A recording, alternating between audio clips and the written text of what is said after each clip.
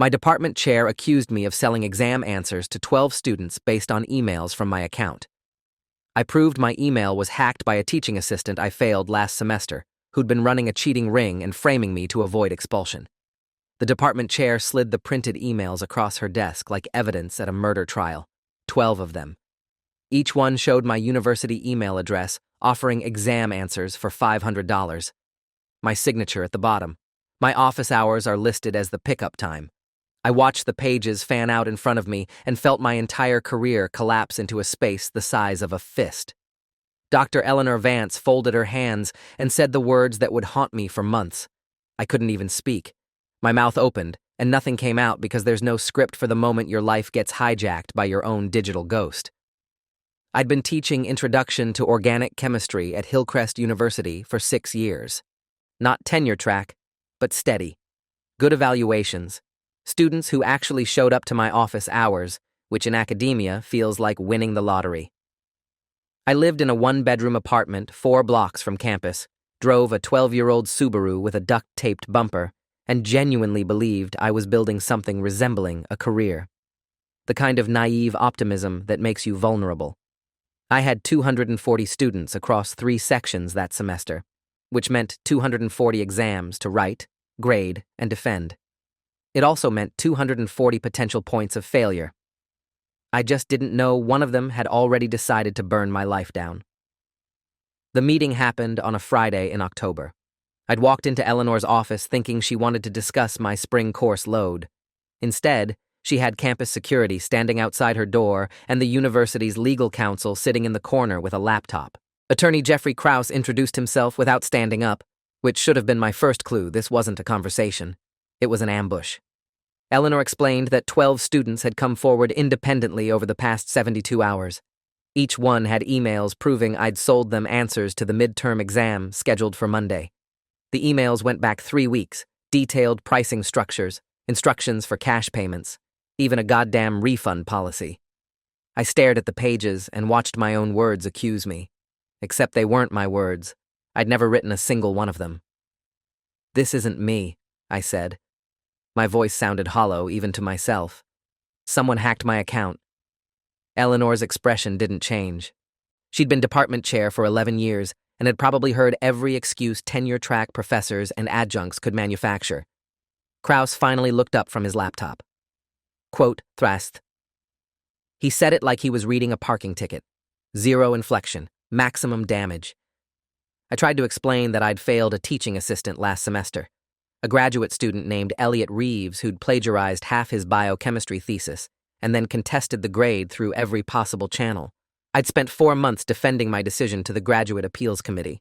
Elliot had sent me emails after the final ruling, vague threats wrapped in academic language about how I'd, quote, 4-4. Eleanor wrote this down, but her pen moved slowly, like she was humoring a child. Quote, "4", she said. Quote, 6. She slid a cardboard box across the desk. Empty. Waiting. I packed my office in 14 minutes. 6 years of teaching materials, student thank you notes, 3 textbooks I'd co-authored chapters for, and a coffee mug my freshman seminar had given me with "World's Okayest Professor" printed on the side. Campus security watched me like I might steal the periodic table off the wall. I tried to log into my email one last time before surrendering my laptop, but my credentials had already been deactivated, locked out of my own professional existence before I'd even left the building. I carried that box to my car and sat in the driver's seat for 20 minutes before I could turn the key. My hands kept shaking and I couldn't make them stop. Not from fear, from rage. Someone had stolen my identity to frame me for the exact kind of academic fraud I'd built my entire career standing against. The emails had been sent over 19 days. The first one went out September 23rd to a sophomore named Kevin Tran. Short and professional. It offered supplemental study materials for students seeking guaranteed A-level performance on the upcoming midterm. The price was listed as $500 payable in cash, with pickup during my Tuesday office hours, my actual office hours. The email included my real office number, my real phone extension, and a signature block that matched my faculty profile down to the departmental logo. Kevin had responded asking for proof the materials were legitimate. The second email included 3 sample questions that would definitely appear on the exam in some form. 2 of them were questions I'd used on previous midterms. The third was from the question bank I'd been building for this year's test. Whoever sent these emails had access to my teaching files, my old exams, my planning documents, everything stored in my university cloud account. I hired a lawyer on Monday morning. Andrea Goldstein had handled academic misconduct cases for 15 years and had an office that smelled like old law books and terrible coffee. She charged $250 an hour and told me immediately that I was facing a losing battle, she said. She asked for my timeline, my password security practices, my relationship with Elliot Reeves. I gave her everything. The appeal hearing transcripts, the emails Elliot had sent me, the fact that he'd been my teaching assistant for 1 semester and had access to my office, my computer, my entire digital ecosystem before I'd caught him plagiarizing. Andrea took notes on a yellow legal pad and then leaned back in her chair. Quote 12. I spent the next 3 days trying to reconstruct my digital security, every password I'd used in the last year, every device that had accessed my university email, every public Wi-Fi network I'd connected to like an idiot. My account had 2-factor authentication enabled, which should have made hacking it nearly impossible. But I'd set up the backup authentication through my office phone, a landline. Anyone with physical access to my office could have reset my password and locked me out without triggering any alarms. Elliot had been my TA during the spring semester. He'd had keys to my office. He'd covered my classes twice when I'd been sick. He'd been inside my professional space dozens of times, unsupervised, with access to everything. I called Andrea with this information and heard her typing before I'd finished talking. Hillcrest's security office was less helpful than a brick wall. They told me they purged building access logs after 90 days for data storage reasons. The emails had been sent between September 23rd and October 10th. Elliot's TA assignment had ended May 15th. Any evidence of him accessing the building over the summer was gone, erased, convenient. I asked about security cameras and got transferred 4 times before someone finally admitted the cameras in the faculty office building only recorded the main entrances, not individual hallways or office doors. Unless Elliot had done something dramatic enough to be noticed, there was no footage.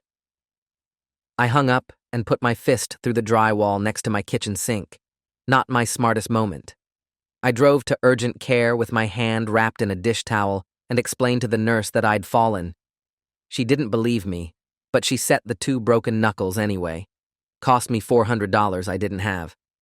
I paid with a credit card that was already maxed out and tried not to think about the fact that I had 0 income and a legal bill growing by the hour.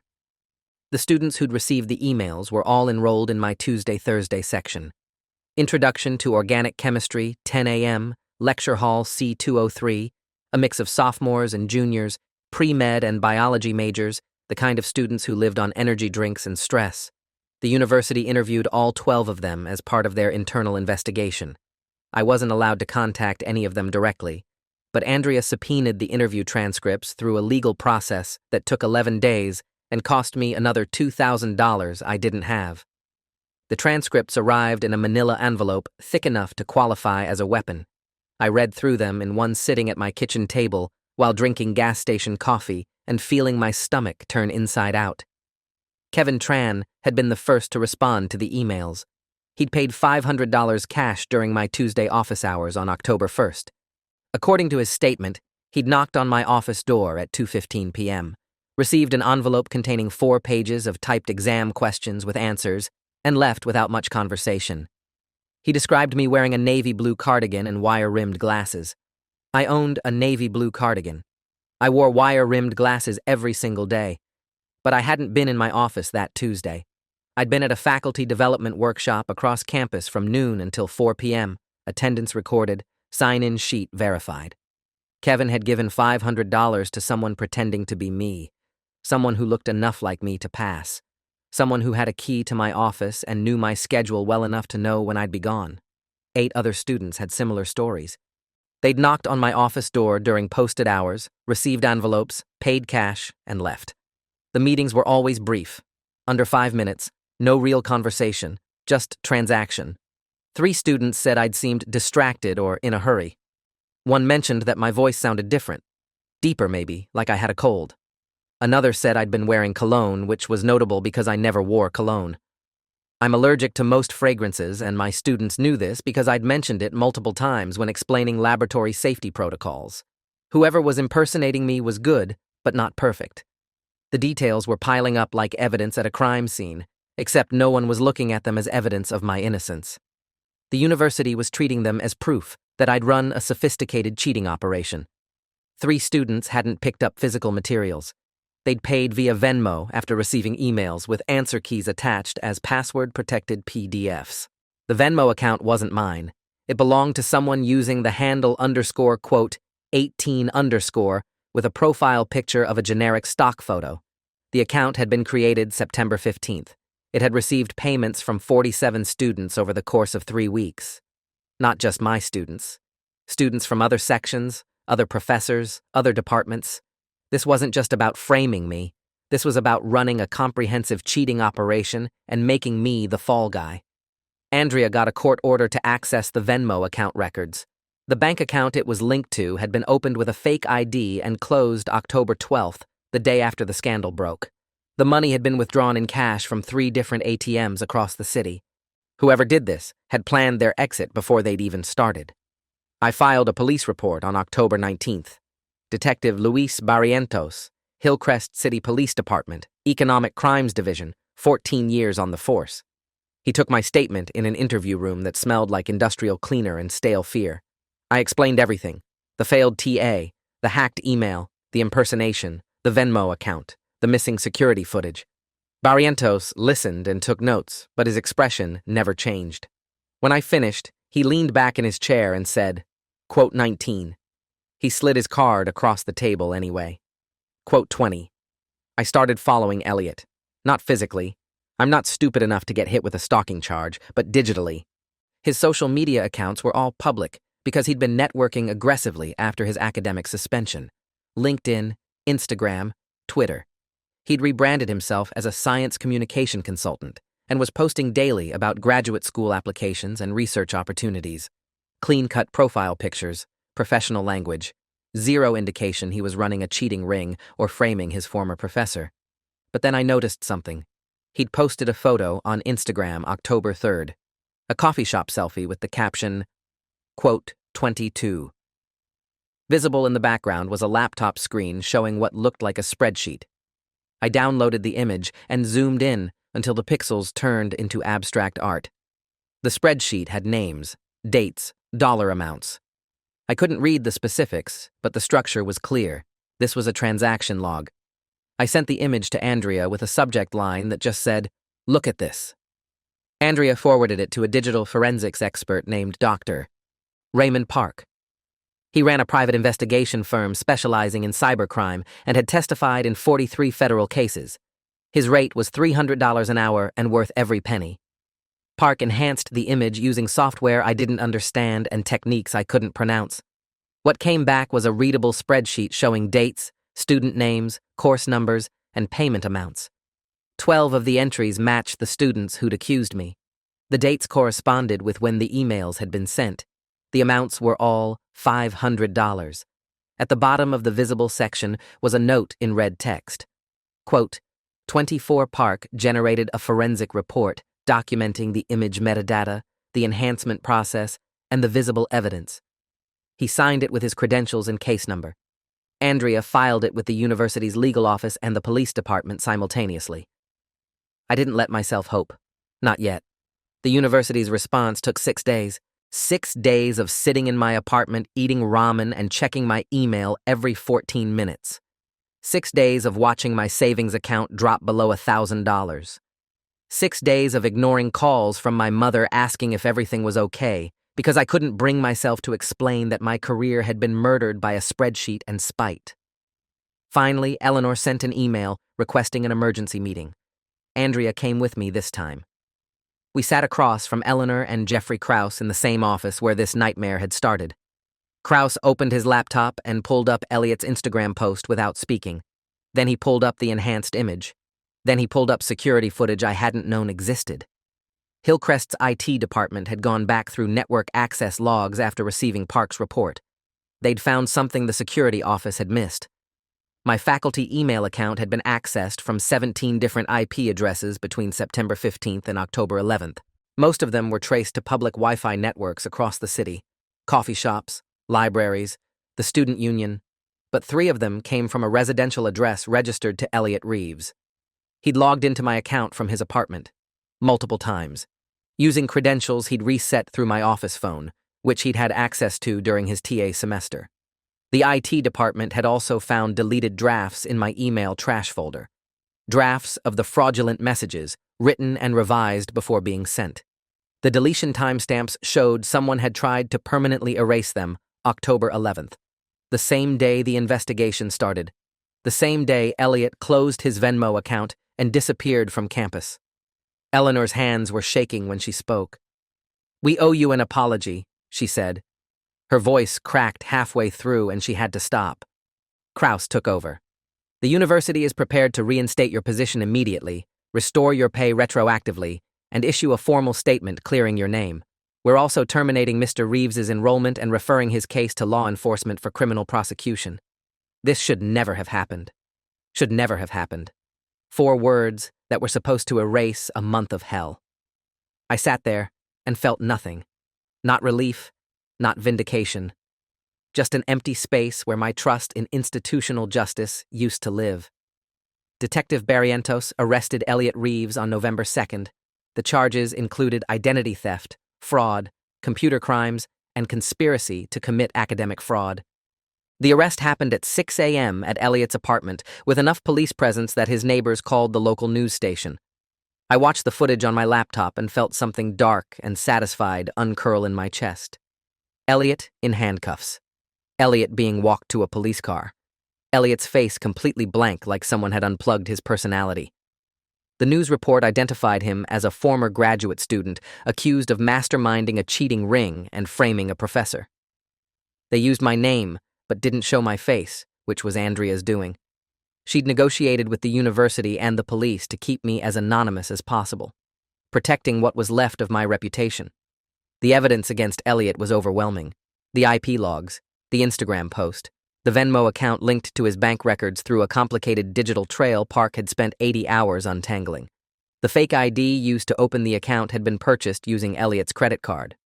He'd also kept copies of the fraudulent emails and answer keys on a personal cloud account, apparently as insurance or leverage. When police searched his apartment, they found a navy blue cardigan identical to mine, wire-rimmed glasses from the same brand I wore, and a key to my office that he'd duplicated during his TA assignment. He'd planned everything. The impersonation, the frame, the exit. The only thing he hadn't planned for was a stupid Instagram selfie with a spreadsheet visible in the background. That one piece of vanity or carelessness or hubris had destroyed his entire scheme. Elliot's lawyer tried to negotiate a plea deal.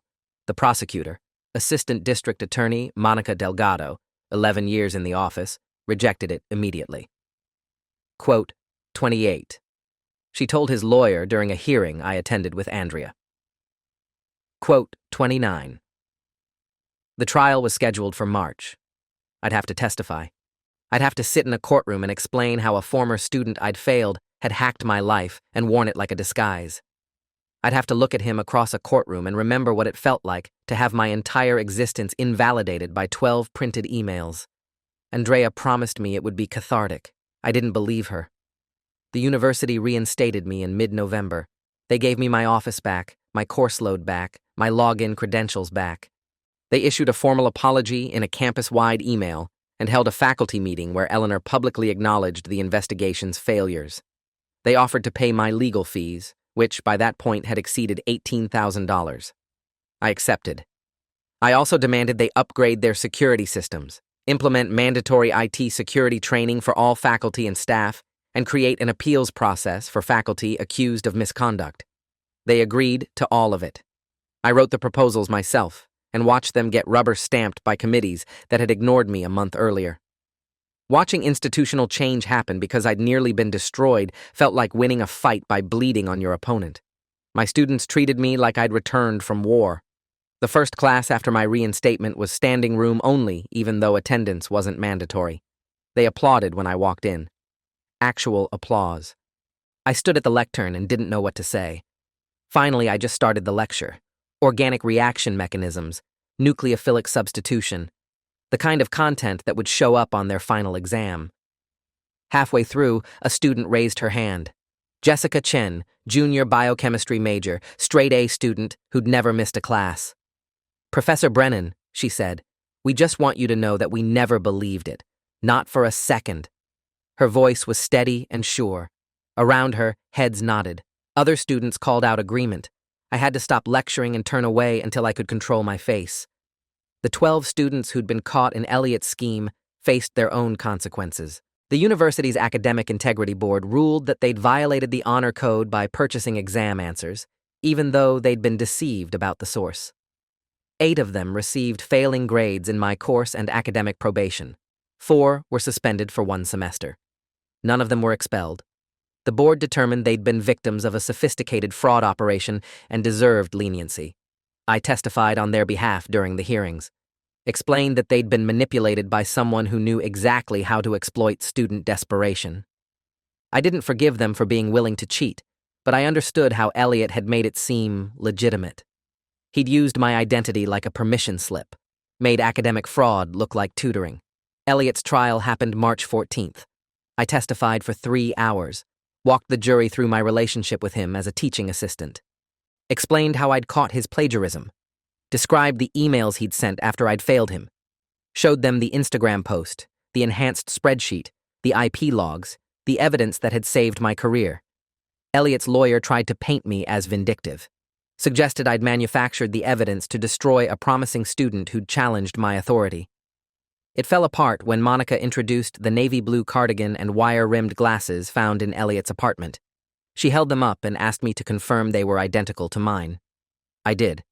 She asked how likely it was that Elliott owned identical items by coincidence. I said statistically impossible. The jury deliberated for 4 hours, guilty on all counts. Sentencing happened 3 weeks later. Elliott got 7 years in state prison. The judge, Honorable Robert Chang, 32 years on the bench, called it, quote, 32. Chang also ordered Elliott to pay restitution to all 47 students he'd defrauded and to cover my legal fees. The amount exceeded $120,000. Elliott would be paying it off for decades, assuming he ever got a job after prison. I sat in the gallery and watched him get led away in handcuffs again. This time I felt nothing. No satisfaction, no vindication, just exhausted relief that it was finally over.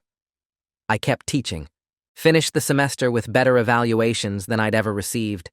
Students seemed to trust me more after everything, like surviving institutional betrayal had made me more human. The university promoted me to senior lecturer and gave me a raise. I used the money to pay off my maxed credit cards and move into a better apartment, one with actual heat and a dishwasher that worked. Small victories. I also started writing, not academic papers, a blog about academic integrity and due process, about what happens when institutions prioritize reputation over truth. It got picked up by a couple of higher education news sites. I got invited to speak at conferences. Suddenly, I was an expert on something I'd never wanted expertise in. The night before Elliott's sentencing, I found a letter in my university mailbox, plain white envelope, no return address, my name written in careful block letters. Inside was a single page, Elliott's handwriting. It said, "I never thought you'd figure it out. You were supposed to take the blame and disappear. I needed you gone so I could reapply to the program without your reputation blocking me. I'm sorry it went this far, but you should have just passed me." I read it 3 times. Then I photographed it and sent it to Monica and Andrea. Then I shredded it. Not because I forgave him. Because I didn't need to carry his justifications anymore. The university commissioned an external review of the entire incident. The resulting report was 90 pages long and made 17 recommendations for improving security, investigation protocols, and faculty protections. They implemented 14 of them. The other 3 were deemed too expensive. I read the report and highlighted every section that described something that could have prevented my nightmare. Then, I sent the highlighted version to every academic organization and faculty union I could find. It got picked up by the Chronicle of Higher Education. I got emails from professors at 30 different universities who'd experienced similar situations. Some had been exonerated like me, others hadn't. They'd lost their jobs, their reputations, their careers, all because someone decided to weaponize their digital identity. I started a mailing list. We're building something. It's been 16 months since Eleanor slid those emails across her desk. I still check my university email password every morning, still enable every security feature available, still keep documentation of everything I do because I learned the hard way that your innocence means nothing without proof. My students don't know this. They see a professor who survived and came back stronger. They don't see the guy who lies awake some nights replaying every moment of that first meeting, every humiliation, every hour spent wondering if his career was permanently destroyed. They don't see the therapist appointments I schedule between office hours or the fact that I still flinch when someone knocks on my office door unexpectedly. But they also see someone who fought back, who didn't accept the institution's first judgment, who demanded proof and brought receipts. The university created a faculty award in my name for academic integrity and resilience. I declined to let them call it after me, but accepted the award itself. They gave me a plaque and a $1,000 research grant. I donated the grant to a legal aid fund for professors facing misconduct allegations. The plaque sits in my office next to the, quote, 34 mug. Some days I look at it and remember what it cost.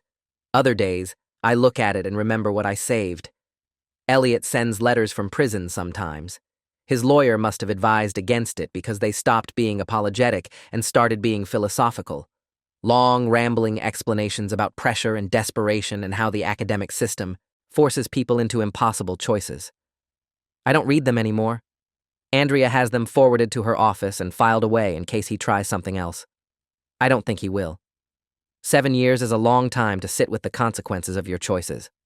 Long enough to understand that framing someone doesn't just destroy their career, it reveals exactly who you were all along. I got tenure last month. The committee vote was unanimous. Eleanor cried during the announcement and apologized again for not believing me immediately. I told her it was okay, even though it wasn't, because holding grudges against people who eventually did the right thing felt exhausting. The tenure letter sits on my desk now, proof that I survived, proof that telling the truth, even when nobody believes it, eventually matters, proof that one graduate student's revenge plot wasn't enough to destroy what I'd built. I read it sometimes when I need to remember that winning doesn't erase what you lost. It just means you get to keep going. The coffee shop selfie that broke everything open is still on Elliot's Instagram. He never deleted it. Maybe he forgot. Maybe he couldn't bring himself to destroy the evidence of his own cleverness. I looked at it again last week, zoomed in on that spreadsheet, studied the notes written in red. He'd been so sure of himself, so convinced that I'd be erased before anyone looked close enough. What he didn't understand was that sometimes the person you underestimate is the one who refuses to disappear. Sometimes they come back with lawyers and digital forensics and detective work that makes your whole scheme look like the amateur hour it always was. I'm teaching Introduction to Organic Chemistry again this semester. Same course, same lecture hall, different students. They don't know the story unless they look me up online, and even then they only get the sanitized version. What they see is a professor who shows up, teaches well, and genuinely cares whether they learn. What they don't see is the count in my head every time I check my email. The reflexive panic when I get called to the department chair's office. The way I triple-check my passwords and enable biometric authentication on everything. The cost of survival is vigilance. The cost of vindication is never forgetting what almost destroyed you. My mother finally asked me about everything last month. We'd been avoiding it for over a year, dancing around the subject every time we talked. She called on a Saturday and just said, quote, 36, quote. So I did. All of it. The emails, the suspension, the investigation, the trial. When I finished, she was quiet for a long time. Then she said, quote 37, I told her I know. I told her I couldn't bear to say the words out loud while I was living it. That admitting my career was being destroyed by a former student felt like admitting I'd failed at the one thing I'd built my life around. She understood. She always does. The 47 students Elliot defrauded got their money back eventually. The restitution order took 8 months to process, but they each received checks from the court. Most of them sent me thank you emails. Apologized for being part of the scheme, even though they didn't know it was a scheme. I wrote back to every single one. Told them the same thing I tell my current students. Desperation makes people vulnerable to exploitation, and predators know this. Elliot had been a predator in academic disguise. They'd been prey. The difference between them and me was just timing and tactics. I gave a talk at a teaching conference last spring. The panel was called Crisis and Recovery in Academic Careers. I told a room of 300 professors what happened to me. How I'd been suspended, investigated, vindicated, and rebuilt. I showed them the Instagram post, the enhanced spreadsheet, the evidence that saved my job. When I finished, a woman in the third row stood up and started clapping. Then another person, then another. Within seconds, the entire room was on their feet. I stood at the podium and felt something break open inside my chest. Not pride, not satisfaction, relief. The bone-deep relief that comes from being believed after spending months in a reality where your truth was treated like a lie. I ran into Kevin Tran last week, the first student who'd paid Elliot, the one who'd handed $500 to someone wearing my face. He was working at a research lab across campus and stopped me in the hallway. He said, I told him he didn't need to apologize, that he'd been caught in something that wasn't his fault. He shook his head. I should have known it wasn't you. You never would have done that. I wanted to ask him how he could have known, how anyone distinguishes between a professor and someone wearing a professor costume when the disguise is that good. Instead, I told him I was glad he was doing well. That's all you can do sometimes. Accept the apology and move forward. The thing nobody tells you about vindication is that it doesn't erase the damage. It just proves the damage wasn't deserved. I got my job back, my reputation back, my career back. But I didn't get back the month I spent drowning in panic and doubt. Didn't get back the sleep I lost or the relationships I strained or the trust I burned through like fuel. Those things stay gone. What I got instead was proof. Documented, court-certified, institutionally recognized proof that I was right and they were wrong. In academic culture where evidence is everything, that matters. It doesn't heal the wound, but it closes the case. I changed my office hours this semester, moved them to a different time slot, a different day, not because I needed to, because I wanted to, because every Tuesday at 2:15 p.m., my body still remembers what it felt like to be accused of crimes I didn't commit. Trauma doesn't care about vindication. It just remembers the shape of danger and tries to keep you away from it. So I accommodated it, moved my schedule, rebuilt my routine, made space for the fact that surviving something changes you even when you win. The faculty award they created has my name on it now despite my objections, the Eleanor Vance Award for Academic Integrity. They named it after the department chair who'd suspended me. I thought that was insulting until Eleanor explained her reasoning. She said, I still think it's weird, but I understand the gesture. She's retiring next year and wanted to leave behind something more honest than just her tenure record. Elliot's up for parole consideration in 2029. I'll be writing a statement for that hearing. So will Monica, Andrea, and 47 students who lost money and trust. So will the Academic Integrity Board. So will Detective Barrientos. The statement will be comprehensive, documented, and brutally clear about the harm caused and the likelihood of rehabilitation. I don't want him in prison forever. I want him to understand that destroying someone's career for your own convenience has permanent consequences. That being smart enough to plan a crime doesn't make you smart enough to escape its gravity. I still have the printed emails from that first meeting. Eleanor offered to destroy them after my reinstatement, but I asked to keep them. They're in a folder at the bottom of my filing cabinet. Sometimes I take them out and read them, study my own stolen words, try to find the places where Elliot's thinking shows through, the patterns, the tells. It's like reading a forgery and searching for the forger's fingerprints. They're there if you know how to look. Slight formality shifts, word choices I'd never make, rhythm patterns that don't match my email style, small things that would have been invisible without the context of proof. That's the thing about evidence. It only matters when people are willing to look at it. The dashboard in my Subaru still has duct tape on the bumper. I keep meaning to fix it properly, but I never do. It's become a weird kind of talisman, a reminder that life doesn't need to look perfect to be worth living, that you can survive career-ending accusations and still drive a car held together with wishful thinking and adhesive, that sometimes the best revenge is just continuing to exist in the space someone tried to erase you from. Every time I park on campus, I see that duct-taped bumper and remember that I'm still here, still teaching, still fighting, still proving that one person's malice isn't enough to write your ending. My therapy appointments are down to once a month now. Progress.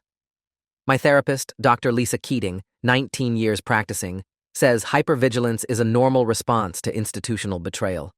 That learning to trust again takes time. That I'm not broken for being cautious. I'm just being realistic. She's right. The world showed me it could pull the ground out from under me without warning. I'm not paranoid for checking the ground before I step. I'm just paying attention.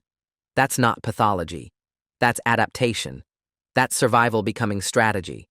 I got an email last week from a professor at a small college in Oregon. She's facing similar accusations.